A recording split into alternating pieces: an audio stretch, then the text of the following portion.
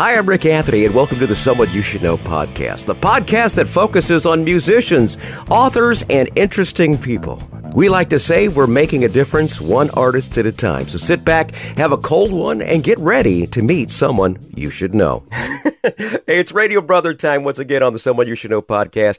And being in radio all my life, I love to get fellow broadcasters on to share war stories. Another talented announcer joins us today. He's had several stints in Chicagoland. He's your friend. He's my friend. He's Gary Spears. Gary, welcome aboard, bud. Hey, thank you. I thought this was the Great Hair Show. Oh, is it? This is my Steve Martin look, or my Michael McDonald look here. This is my Howard Stern look here. By the way, I don't know why, but people keep telling me in this town down here, I live in the west coast of Florida, you look like Howard Stern. And I'm like, I don't know if that's a compliment or not. I mean, talent-wise, it's a huge compliment, but...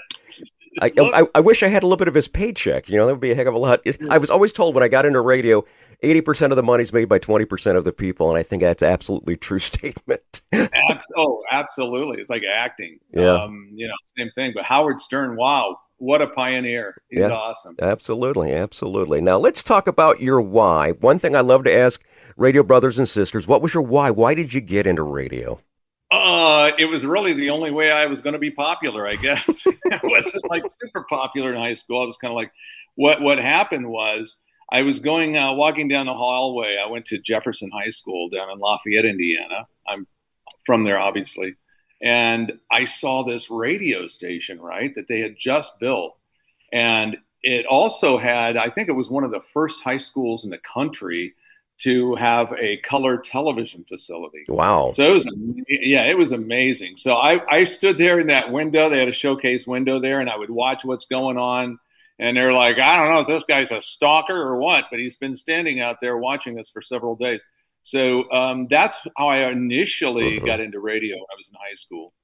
Yeah, I grew up listening to, Landecker and Lou Jack and all those. And I was a teenager in the 70s. And, next thing you know, it's like, this is exactly what I want to do. I was doing radio shows in my upstairs bedroom with friends, and it was all done extemporaneous. Nothing was planned. We just let things go. We play 45s and just laugh. Just have a good time. Absolutely. Yeah. Did you record commercials off the radio and the TV? Yes, absolutely. I did that. We sure did. If not, we made up our own commercials. It was like a combination of WLS meets Saturday Night Live. So yeah, we had a couple of TV trays there. We had our equipment on in front of the TV. We watch whatever, and we did this radio show, a buddy of mine and myself, and that's where it really started, I guess. I am really lucky because I have a couple of those. I had them on cassette, so I had them digitized. So I've got those, and there's one you could actually hear my voice crack on, so it's kind of funny. That's great. So, yeah, I don't want to talk about my voice when I first got into radio. Yeah, do you have your very first air check? Funny story. When I moved to Florida, I had all my old air checks. I had letters from listeners from WAZY, which I worked at in Lafayette for a while, and I can't find them. Oh. Somebody called the other day and said, hey, I got to have a copy of your retro show you did. And I'm like, you're going to have to contact Westwood One because I can't find this stuff. I'm still searching, but I think the movers kind of misplaced it or something. Oh, that's not good. That's not good. I did find my old case of carts that I used to use when I was doing a morning show. And, of course, you can't find a cart machine anymore. You can probably buy one on the web somewhere. But, yeah, I have my old stack of carts and everything like that. And it was just, those are the good old days, Now, let's talk about something that's kind of interesting. Now, when I send out the invitation to guests, I usually have them pick 2 or 3 songs out because that applies to musicians. But in Gary's case, he said it would be The Streak by Ray Stevens. And it had to do with your very first full-time gig. You got to tell us about this, Gary. This was in Lafayette, Indiana. Again, I got a job doing weekends at WAZY, Z96. And this was back in, way back in the 1900s. Back in, I don't know, when was streaking big? 74. 74. I was still a senior in high school. And the afternoon guy, Dave Allison, on the station, said, you know what? I'm going to streak my show. Because everybody was doing it. We had Purdue students coming out to the radio station at night and streaking. They'd run around the building. It was like crazy. And so Dave got this idea, to relate to the audience, I'm going to streak my show. And the general manager said, "Oh, no, you're not." And come to find out, he actually did. And someone, I think of the program director, God bless him, great guy, Tom Brown, who just recently passed away. But he went to Hal Uart's school where he was attending a PTA meeting and said, "Hey, we got a problem. Dave is streaking his show." And so Hal goes out to the radio station and fires the guy on the spot. And so I kind of moved into that slot because I was doing weekends. So they had me. But I was like, why did he was actually streaking. I'm like, dude, this is radio. I know. That's really, you can't see it. Yeah. Apparently he didn't get that whole concept. I don't know. But so that's how I got my first full-time gig, thanks to the streaking fad that was popular back then. And the rest is history, I guess. Very good. After AZY, where did you go? Evansville, Indiana, WGBF, Buddy Scott, fantastic know the name. program. Know the name. Yeah. Hired me there. I worked for Buddy a couple of times. He was also in Chicago later on when we kicked off Hot Hits with Mike Joseph.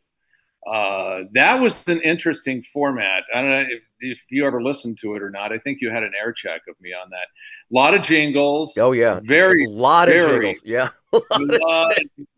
Very tight. I mean, Mike Joseph would say, okay, you got 6 seconds to talk over this record, and you can actually talk over the outro. He wanted you to, which is weird. 10 seconds. And you had to be right on target every time. Jeez. And you had to say something different. We had a top 5 countdown every single hour at the top of the hour in morning and afternoon drive. So I was playing the same 5 songs every top of the hour throughout the show. And it had to have a different break every time. I mean, He just would not accept it. I don't know. It wasn't natural, that's for sure. Then Buddy Scott took over up there. And, he did a great job turning it around. And, I was back there 3 times. I went to Chicago. First in 82 for Hot Hits. Then I went back in 90 with Dave Shakes. Fantastic guy. Fantastic program director. And worked there for a few years. And then Todd Cavanaugh called me when I was down here. It was actually in February of what year was it? 2011. It was right after you guys had a huge snowstorm up there. I think Lakeshore Drive was a mess and everything. I saw it on the news. And I'm in my pool, right? And the phone rings. Todd Cavanaugh, how would you like to come back to Chicago?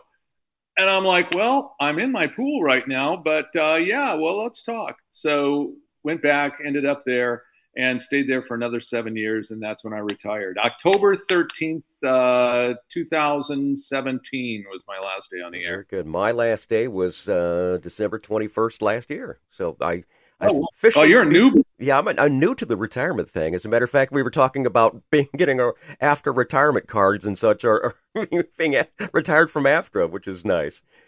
Thank God for that. Yeah. As we call it, the old disc jockey's retirement fund.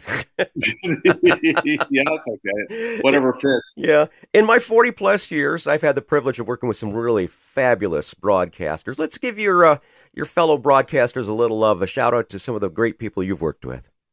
Well, I already mentioned Buddy Scott. Worked for him 2 or 3 different times. Dave Shakes. Incredible program director. Dan Kiley, who was actually marketing director in Chicago when I was there in the 90s. He ended up at KIIS in LA, and that's who hired me there. I was working across town doing mornings at a station. Mornings was killing me, man.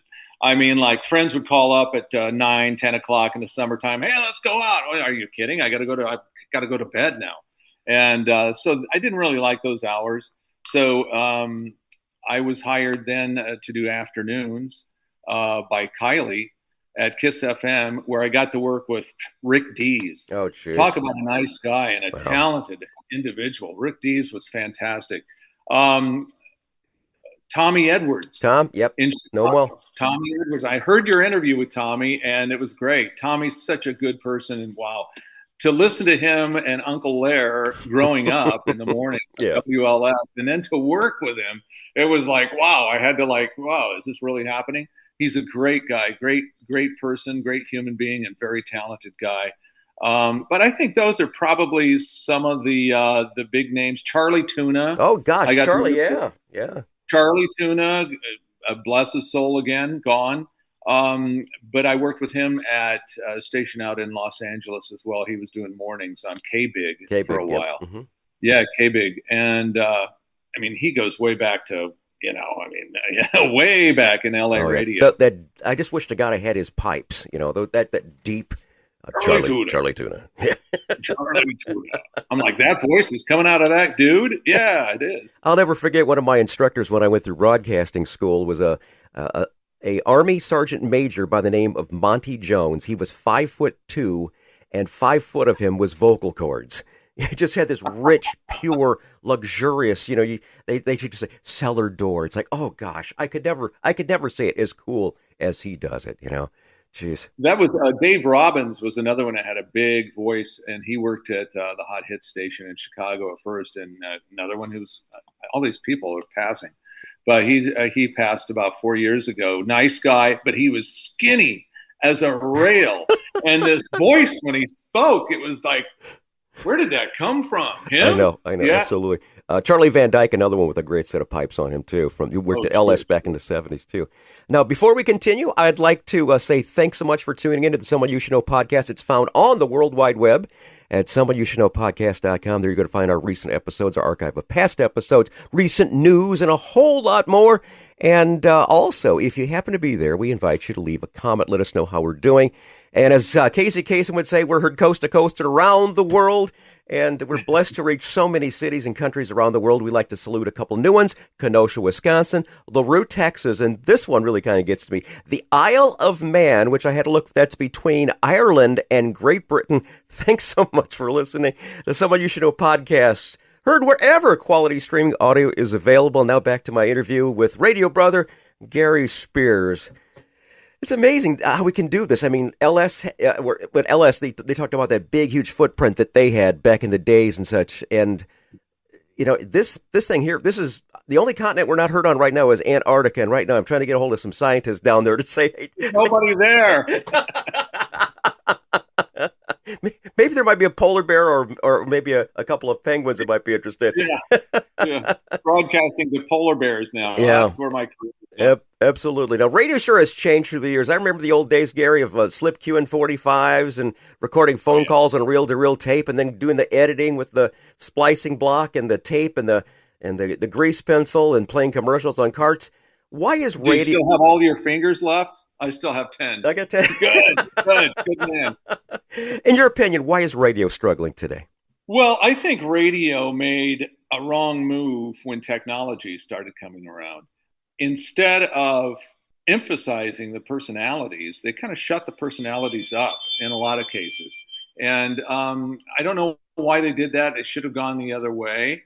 They should have enhanced the personalities and encouraged people to do more of that, because technology couldn't produce it back then, couldn't give you personality.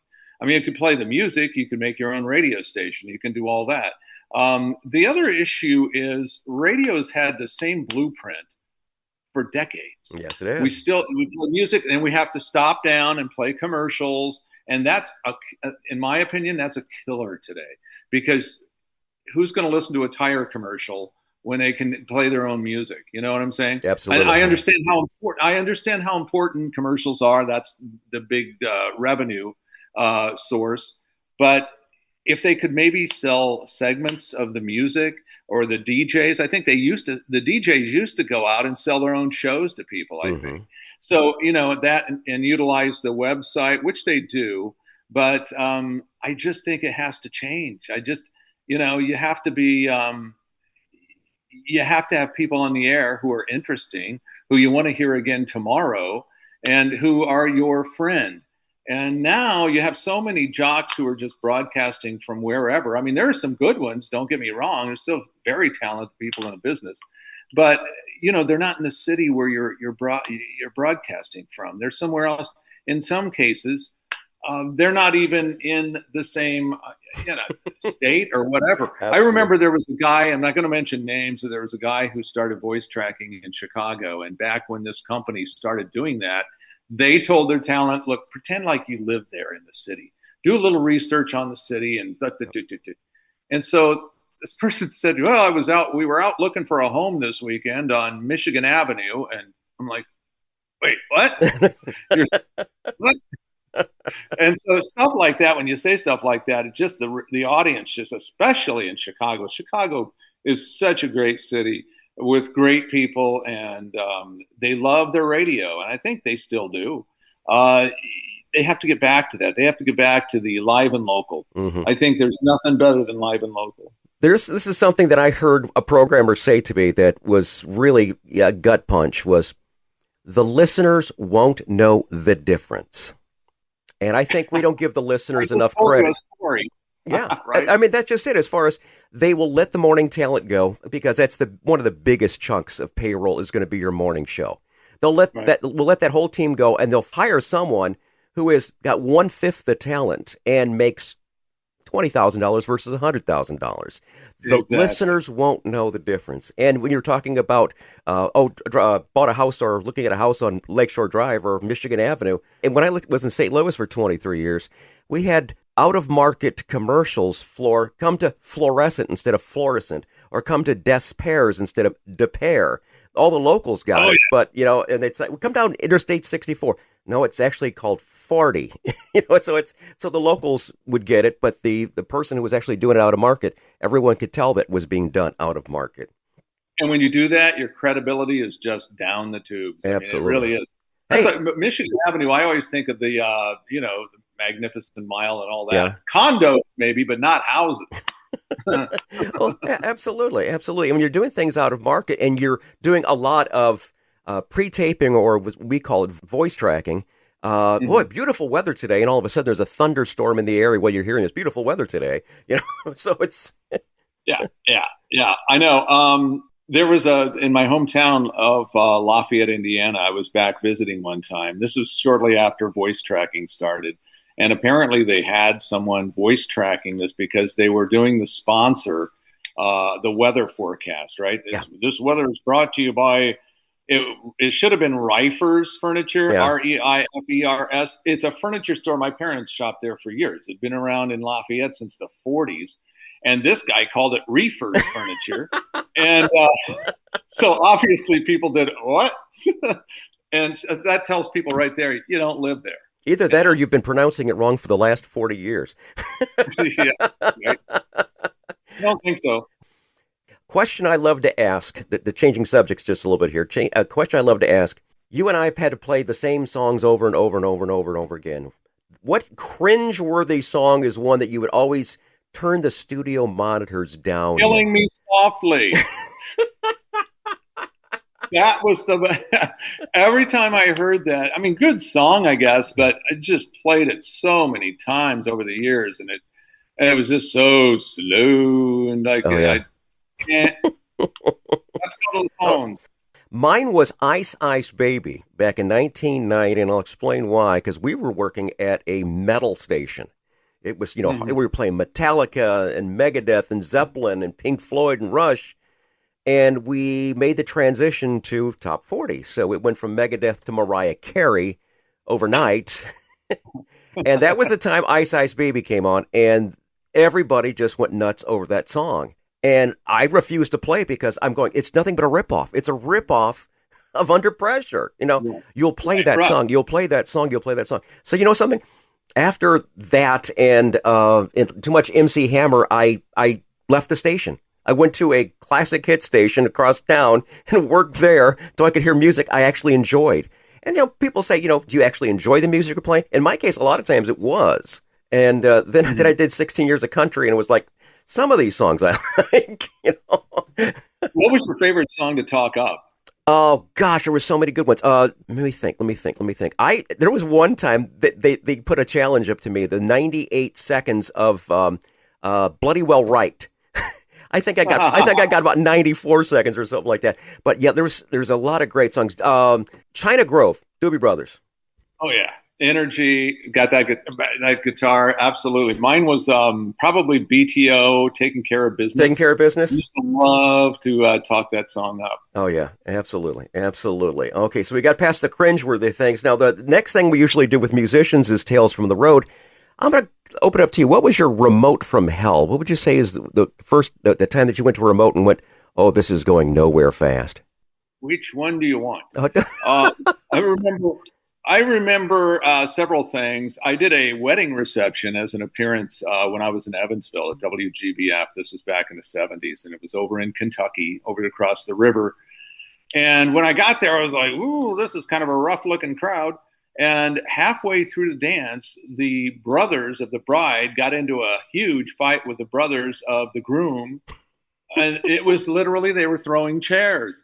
I was like gathering up my stuff and like putting it into the car, and I was out of there. That was one. The other, I was doing an appearance, remote actually, broadcast for KIIS-FM in LA, and I was at a place out on the PCH, which just recently closed, sadly, called Gladstone's. And I'm looking, and all of a sudden, it's Gary Busey walking toward me, right? And I don't know if he was like, tipping the water too much or what, but he looks at me and goes, who dressed you? I'm like, my mother, who else? And he was really obnoxious. And that was on the air a little bit. And I don't know what else. The OJ chase. Remember that? Yeah. Back in the early 90s, I was at B96 and I was doing an appearance. They promoted this new place that was going to open, promoted the heck out of it. And I was pumped up. And so I go out there to the gig, and lo and behold, the OJ chase starts. Well, nobody came out because everybody was watching their TVs at home, right? Mm-hmm. So by the end of the gig, that's when people started showing up. It's like, it was kind of a bummer. But that was very unfortunate for the OJ chase to happen on that particular night because they spent so much money on the club and trying to open it. Oh gosh, yeah. My worst one was New Year's Eve, 1997. We were going to do a countdown show from this club. Now, the club basically wanted to hear hip hop music, which is something we did not play. We were playing. How about this for a dance? Stairway to Heaven, American Pie. Damn. So we had a very unruly crowd. Hey, play something we can dance to, man. Sorry, I'm doing the countdown show here. So anyways, what happened was the salesperson sold the gig to this club, but didn't explain exactly what type of music because the club thought, hey, listen, I'm saving money or whatever, and we're going to have a DJ here that's going to play some music. Well, it's not what they wanted. So they started actually revolting as far as ugly crowd. To make matters worse, they ran out of food at 9:30. They ran out of alcohol at 11:45. Oh. So it's nothing like going 3, 2, 1, Happy New Year, last call. Yeah, exactly. I know you never know what you're going to get into at these places. Yeah, you never know. You're actually putting your life and your talent in your own hands every single time you show up to one of these things. Let's talk celebrities. You and I have been very, very blessed. We've had a chance to talk to a lot of wonderful celebrities through the years. What was some of the most embarrassing celebrity moments? Let's start with that. Oh, Gary Busey right there. Well, Gary Busey was one of them. I can tell you some of the best interviews I ever did. Do that one. Do that first. Tina Turner was amazing on the air. This was in Chicago at B96. She was just so down to earth and so nice and did such a great interview. Stevie Wonder, again at B96, was a great interview. The most fun interview was probably MC Hammer. You're kidding. Oh, God. That guy traveled. No wonder he's broke. And he did say in the interview, he goes, I'm going to go out of this world the same way I came in, flat broke. And he had such an entourage with him. I mean, you had guys walking around. This is at the old CBS building there in Chicago. They're talking, oh, he's coming down the elevator now. You thought the president was in the building. Yeah. And, but he was a great guy, and it just had a ball on the air with him. Absolutely. I got lucky. I was working at the All-Star Radio Network, and one of my things was I was supposed to interview the celebrities, cut it all up, and then, go ahead and dish it out to all the morning shows. I got lucky. One of the very first interviews I had to do, the press person came back and said, listen, we always like to go ahead and put a list of all the stations that this went out to, and we also need a headshot. And I said, well, they hadn't taken my headshot yet because I just started there. And I said, just use Tom Selleck's, because Tom and I look so much alike. So just use Tom Selleck's. That worked fine until I actually interviewed Tom Selleck.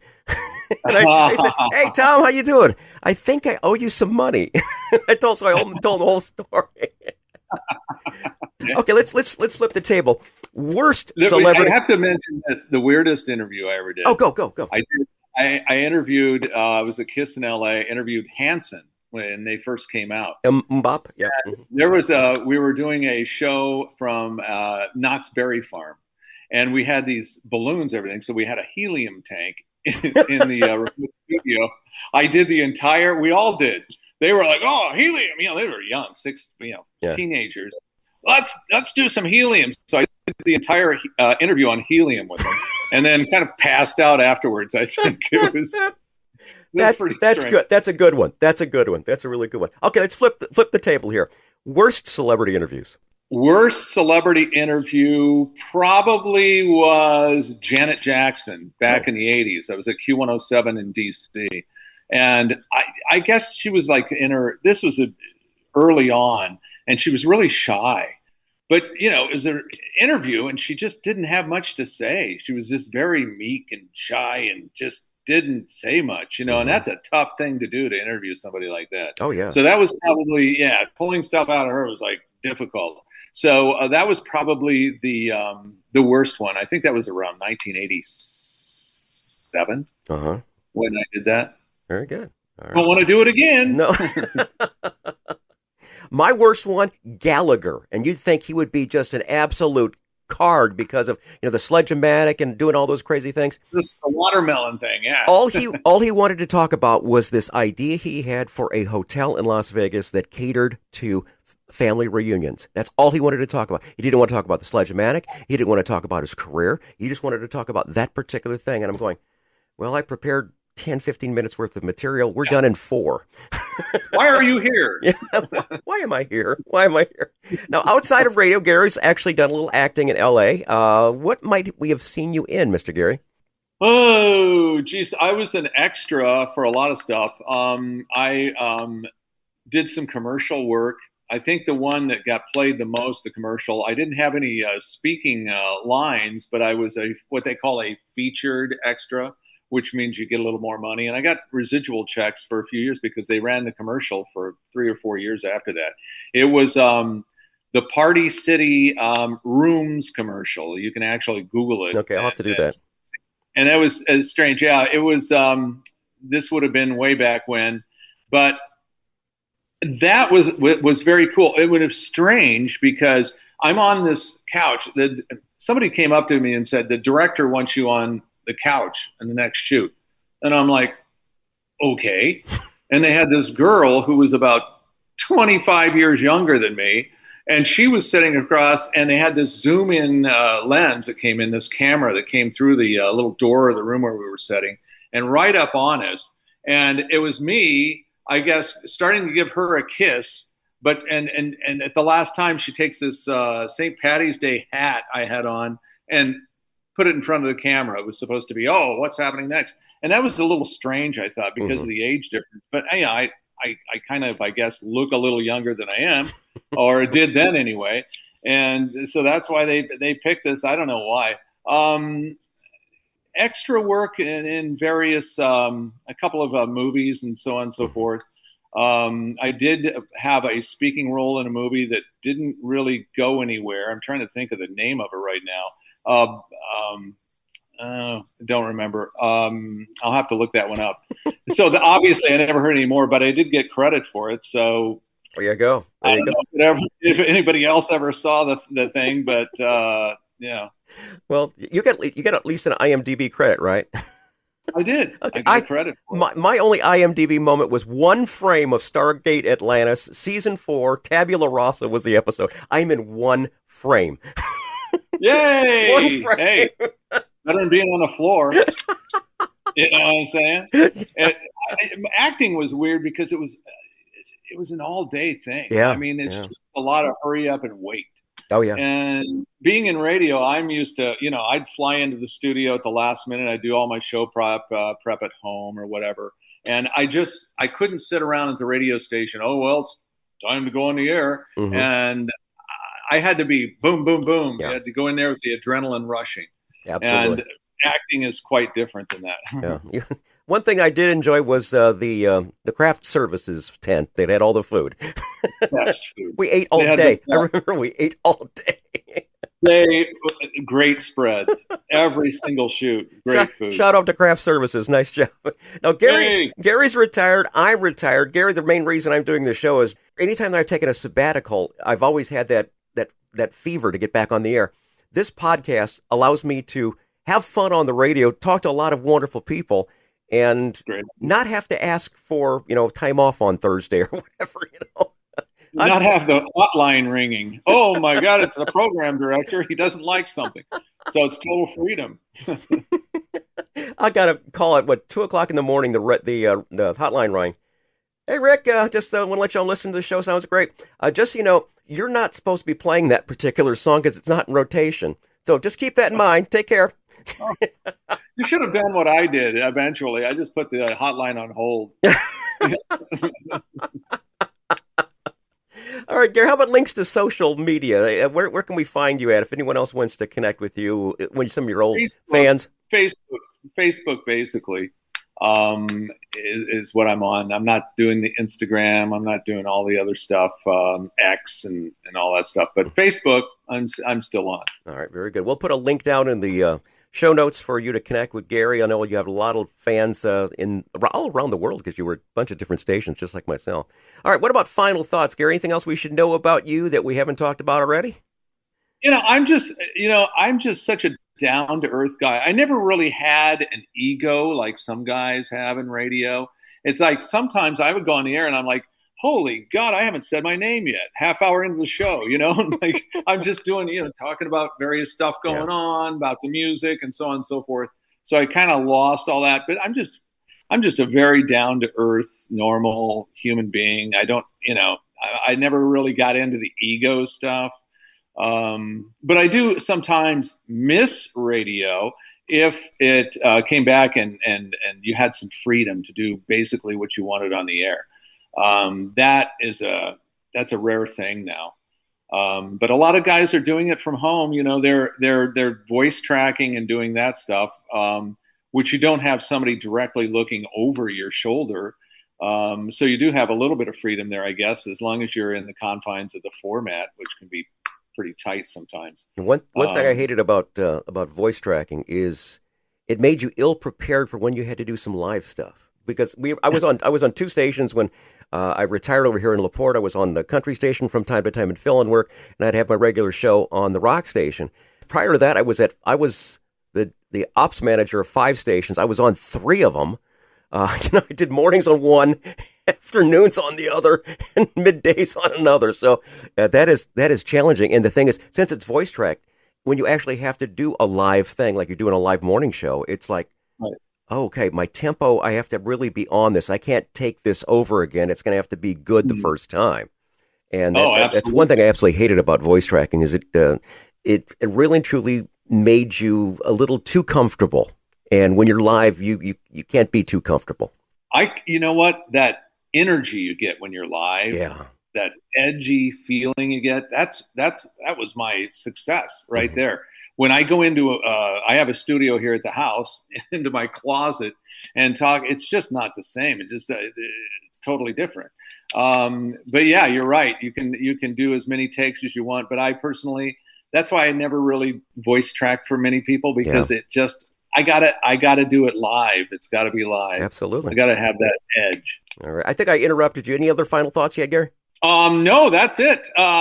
Shout out to some of the, a lot of times females never get the credit they deserve in radio. I remember, I don't know if you remember someone called the Slim One. No. I don't know whatever happened to her. She was all over. She's worked all over Seattle. I heard her in Indianapolis way back when. Madison on Sirius XM is a great personality. You'll hear her on the alternative stations. She's really good. There have been several throughout the years. Yvonne Daniels there in Chicago. Legendary. At WLS. Legendary. I worked with had Terry Ryder on earlier in the podcast. She of course worked LSAM after Yvonne. Terry Ryder is actually a friend of mine on Facebook. Yeah, she's incredibly talented. We had her on to talk about her book, which is fabulous too. Real good. You need to write a book, buddy. We'll promote that, Gary. I'll write a book. I'll get on that. Give me 10 years. So what are you doing with retirement? What you been doing with yourself? Basically working. I found this house down here in Florida. This was ground zero for the housing crisis in 2008. And I got this house for a song. It was totally rehabbed, and it was amazing. It's gone up hundreds of thousands of dollars. So I do work around here, around the house, taking care of things. And I got a cat. Yeah. So I'm a cat daddy. And I basically do anything I want, whenever I want. I mean, that's a good thing about retirement. You can do whatever you want, when you want, as long as you want. You don't have anybody like, you got to be here, you got to do this, you got to do that. And I like the freedom. The freedom is amazing in retirement. Absolutely. After I'm finished talking with Gary, I'm going to go take a nap. So there. Gary, it's hard to do. I don't know how you do that. I can't lay down in the middle of the afternoon and take a nap. I wish I could. Well, the aforementioned cats, we have two of them, and they love to get daddy up at 5 a.m. They think I'm doing morning radio still. Time to eat. Yeah, that's what mine. When she's hungry, she doesn't let it go. Yeah, absolutely. That's what these two are. So listen, God bless you, brother. So great talking with you, Gary. Thanks for being another family member of the Someone You Should Know podcast. We do appreciate it, brother. Great officially meeting you and talking to you, and good luck with the show. Great job. Hi, this is Rick Anthony, thanking you again for listening to this episode of Someone You Should Know. Now, if you're an aspiring musician or an established musician that's looking for a little exposure, I invite you to drop us a line at someoneyoushouldknowpodcast@gmail.com. That's someoneyoushouldknowpodcast@gmail.com. Also, I invite you to tell a friend about the Someone You Should Know podcast. I thank you for tuning in this time, and I invite you to check us out next time on the Someone You Should Know podcast, because you never know who's going to show up. Until next time, remember, God loves you, and so do I.